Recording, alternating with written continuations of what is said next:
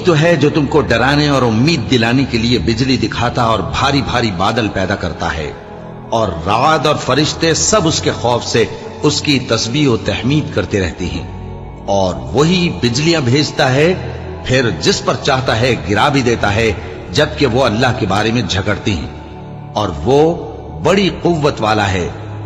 کام کا پکارنا تو اسی کا ہے، اور جن کو یہ لوگ اس کے سوا پکارتے ہیں وہ ان کی پکار کو کسی طرح قبول نہیں کرتے مگر اس شخص کی طرح جو اپنے دونوں ہاتھ پانی کی طرف پھیلا دے تاکہ دور ہی سے اس کے منہ تک آ پہنچے، حالانکہ وہ اس تک کبھی بھی نہیں آ سکتا، اور اسی طرح کافروں کی پکار بیکار ہے۔ اور جتنی مخلوقات آسمانوں اور زمین میں ہے خوشی سے یا ناخوشی سے اللہ کے آگے سجدہ کرتی ہے، اور ان کے سائے بھی صبح و شام سجدے کرتے ہیں۔ ان سے پوچھو کہ آسمانوں اور زمین کا پروردگار کون ہے؟ تم ہی کہہ دو کہ اللہ۔ ان سے کہو کہ کیا تم نے اللہ کو چھوڑ کر ایسے لوگوں کو کارساز بنایا ہے جو خود اپنے نفع و نقصان کا بھی اختیار نہیں رکھتے؟ کہو کیا اندھا اور آنکھوں والا برابر ہیں، یا اندھیرا اور اجالا برابر ہو سکتا ہے؟ بھلا ان لوگوں نے جن کو اللہ کا شریک مقرر کیا ہے، کیا انہوں نے اللہ کسی مخلوقات پیدا کی ہے جس کے سبب ان کے لیے مخلوقات مشتبہ ہو گئی ہے؟ کہہ دو کہ اللہ ہی ہر چیز کا پیدا کرنے والا ہے، اور وہ یکتا ہے، بڑا زبردست ہے۔ اسی نے آسمان سے مے برسایا، پھر اس سے اپنے اپنے اندازے کے مطابق نالے بہ نکلے، پھر پانی پر پھولا ہوا جھاگ آ گیا، اور جس چیز کو زیور یا کوئی اور سامان بنانے کے لیے آگ میں تپاتے ہیں اس میں بھی ایسا ہی جھاگ ہوتا ہے۔ اس طرح اللہ حق و باطل کی مثال بیان فرماتا ہے۔ سو جھاگ تو سوکھ کر زائل ہو جاتا ہے، اور پانی جو لوگوں کو فائدہ پہنچاتا ہے وہ زمین میں ٹھہرا رہتا ہے۔ اس طرح اللہ صحیح اور غلط کی مثالیں بیان فرماتا ہے تاکہ تم سمجھو۔ جن لوگوں نے اللہ کے حکم کو قبول کیا ان کی حالت بہت بہتر ہوگی، اور جنہوں نے اس کو قبول نہ کیا اگر روئے زمین کے سب خزانے ان کے اختیار میں ہوں تو وہ سب کے سب اور ان کے ساتھ اتنے ہی اور نجات کے بدلے میں صرف کر ڈالیں، مگر نجات کہاں؟ ایسے لوگوں کا حساب بھی برا ہوگا، اور ان کا ٹھکانہ بھی دوزخ ہے، اور وہ بری جگہ ہے۔ بھلا جو شخص یہ جانتا ہے کہ جو کچھ تمہارے پروردگار کی طرف سے تم پر نازل ہوا ہے حق ہے، وہ اس شخص کی طرح ہے جو اندھا ہے، اور سمجھتے تو وہی ہیں جو عقل مند ہیں، جو اللہ کے عہد کو پورا کرتے ہیں اور قول و قرار کو نہیں توڑتے، اور جن رشتوں کے جوڑے رکھنے کا اللہ نے حکم دیا ان کو جوڑے رکھتے، اور اپنے پروردگار سے ڈرتے رہتے اور برے حساب سے خوف رکھتے ہیں، اور جو اپنے پروردگار کی خوشنودی حاصل کرنے کے لیے مصائب پر صبر کرتے ہیں اور نماز پڑھتے ہیں، اور جو مال ہم نے ان کو دیا ہے اس میں سے پوشیدہ اور ظاہر خرچ کرتے ہیں، اور نیکی سے برائی کو دور کرتے ہیں۔ یہی لوگ ہیں جن کے لیے عاقبت کا گھر ہے، یعنی ہمیشہ رہنے کے باغات جن میں وہ داخل ہوں گے، اور ان کے باپ دادوں اور بیویوں اور اولاد میں سے جو نیکوکار ہوں گے وہ بھی بہشت میں جائیں گے، اور فرشتے بہشت کے ہر ایک دروازے سے ان کے پاس آئیں گے اور کہیں گے تم پر سلام ہو، یہ تمہاری ثابت قدمی کا بدلہ ہے، اور عاقبت کا گھر خوب گھر ہے۔ اور جو لوگ اللہ سے پختہ عہد کر کے اس کو توڑ ڈالتے اور جن رشتوں کے جوڑے رکھنے کا اللہ نے حکم دیا ہے ان کو قطع کر دیتے اور ملک میں فساد کرتے ہیں، ایسوں پر لعنت ہے اور ان کے لیے برا انجام ہے۔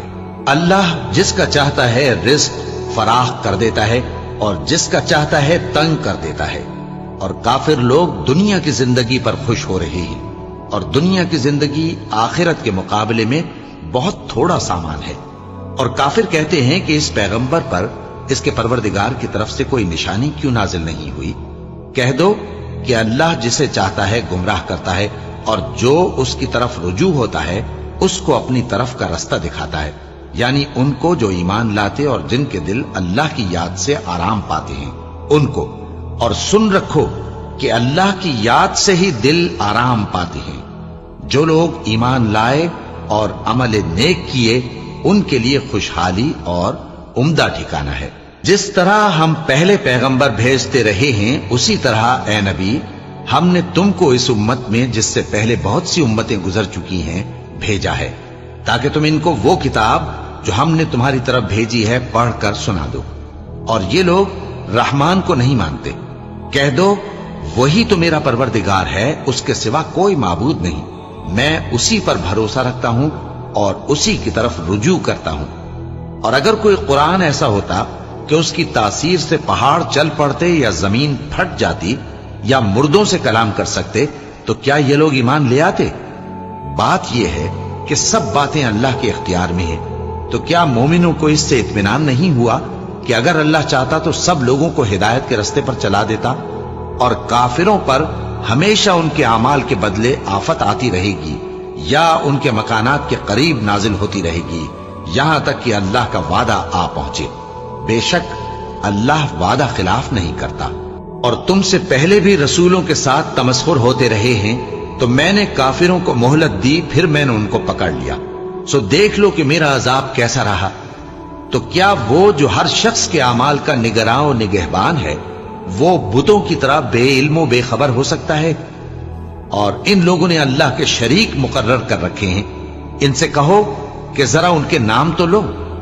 کیا تم اسے ایسی چیزیں بتاتے ہو جو روئے زمین پر ہیں اور اسے معلوم نہیں، یا تم لوگ محض سطحی بات کی تقلید کرتے ہو؟ اصل یہ ہے کہ کافروں کو ان کے فریب خوبصورت معلوم ہوتے ہیں اور وہ ہدایت کے رستے سے روک لیے گئے ہیں، اور جسے اللہ گمراہ رہنے دے اسے کوئی ہدایت کرنے والا نہیں۔ ان کو دنیا کی زندگی میں بھی عذاب ہے اور آخرت کا عذاب تو بہت ہی سخت ہے، اور ان کو اللہ کے عذاب سے کوئی بھی بچانے والا نہیں۔ جس جنت کا پرہیزگاروں سے وعدہ کیا گیا ہے اس کی شان یہ ہے کہ اس کے نیچے نہریں بہ رہی ہیں، اس کے پھل ہمیشہ باقی رہنے والے ہیں اور اس کے سائے بھی۔ یہ ان لوگوں کا انجام ہے جو متقی ہیں، اور کافروں کا انجام دوزخ ہے۔ اور جن لوگوں کو ہم نے کتاب دی ہے وہ اس کتاب سے جو تم پر نازل ہوئی ہے خوش ہوتی ہیں، اور بعض فرقے اس کی بعض باتیں نہیں بھی مانتے۔ کہہ دو کہ مجھ کو یہی حکم ہوا ہے کہ اللہ ہی کی عبادت کروں اور اس کے ساتھ کسی کو شریک نہ بناؤں، میں اسی کی طرف بلاتا ہوں اور اسی کی طرف مجھے لوٹنا ہے۔ اور اسی طرح ہم نے اس قرآن کو عربی زبان کا فرمان بنا کر نازل کیا ہے، اور اگر تم علم آ جانے کے بعد ان لوگوں کی خواہشوں کے پیچھے چلو گے تو اللہ کے سامنے کوئی نہ تمہارا مددگار ہوگا اور نہ کوئی بچانے والا۔ اور اے نبی، ہم نے تم سے پہلے بھی پیغمبر بھیجے تھے اور ان کو بیویاں اور اولاد بھی دی تھی، اور کسی پیغمبر کے اختیار کی بات نہ تھی کہ اللہ کے حکم کے بغیر کوئی نشانی لے آتا۔ ہر حکم قضا کتاب میں لکھا ہوا ہے۔ اللہ جس چیز کو چاہتا ہے مٹا دیتا ہے اور جس کو چاہتا ہے باقی رکھتا ہے، اور اسی کے پاس اصل کتاب ہے۔ اور اگر ہم کوئی عذاب جس کا ان لوگوں سے وعدہ کرتے ہیں تمہیں دکھائیں، یعنی تمہارے روبرو ان پر نازل کریں، یا تمہاری مدت حیات پوری کر دیں، یعنی تمہارے انتقال کے بعد عذاب بھیجیں، تو تمہارا کام ہمارے احکام کا پہنچا دینا ہے اور ہمارا کام حساب لینا ہے۔ کیا انہوں نے نہیں دیکھا کہ ہم زمین کو اس کے کناروں